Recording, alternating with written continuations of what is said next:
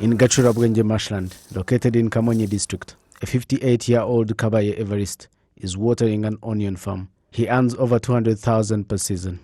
Kabaye says onion farming has transformed his life. He shares similar experience with one Mukakaberuka Angelique, a garden egg farmer.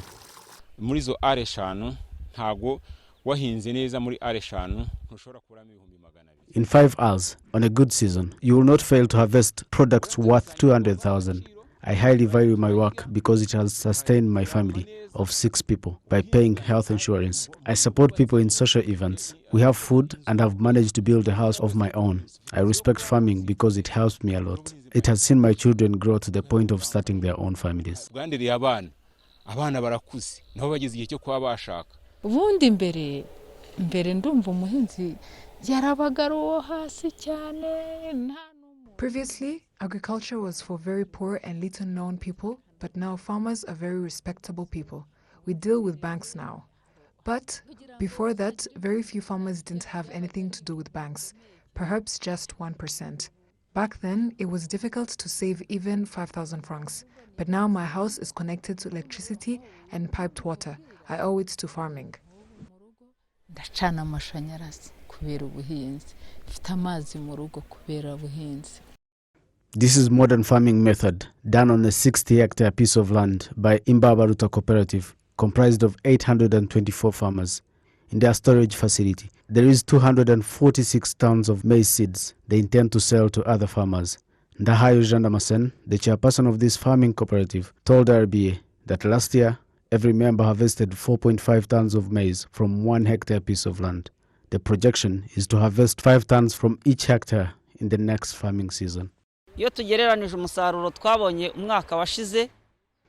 on the harvest we got last season, every hectare bringing 4.5 tons. But this season we expect every farmer to harvest 5 tons from 1 hectare, and we will keep improving on that every year. The Minister of Agriculture and Animal Resources, Dr. Geraldine Mcheshimana, says that agriculture sector in Rwanda has been growing steadily over the years as the country develops.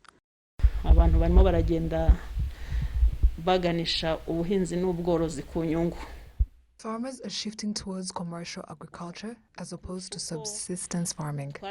That shows how much everyone wants to progress, even in agriculture sector. That is why we keep reminding people to treat agriculture as any other profession and a business.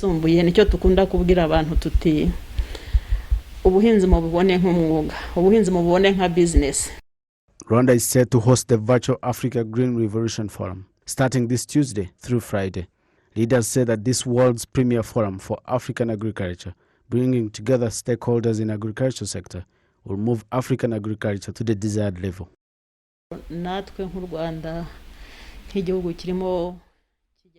the part of Rwanda, as a country striving towards sustainable food security, this meeting is important because it brings investors who share experiences in new technology. It is very helpful. From such meetings, we meet partners to work with on different grounds, including promoting hospitality and agriculture. First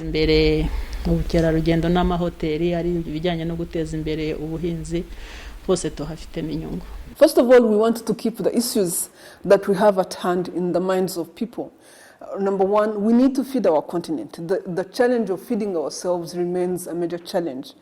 Number two, we are doing this in the midst of a COVID crisis, and the ability to be able to discuss the challenges that the COVID crisis presents, because a lot of people have been affected by the COVID crisis, and the fact that even before the COVID crisis, we were sitting in a food situation that was being really caused by climate change and impacted by climate change.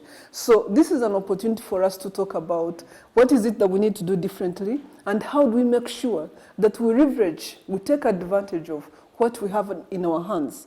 What we have in our hands the most are our people, our land, and our ability to produce. And this nobody can take away, not even COVID.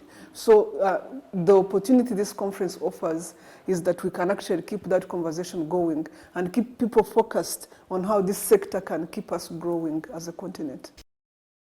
AGRF 2020 Virtual Summit comes at a time when 277 million people in Africa are believed to be food insecure, according to the United Nations Specialized Agency on Food and Agriculture, FAO. 2018 report shows that 81.3% of Rwanda's population is food secure. Reporting for RwandaTV News, Ethan Tashavia.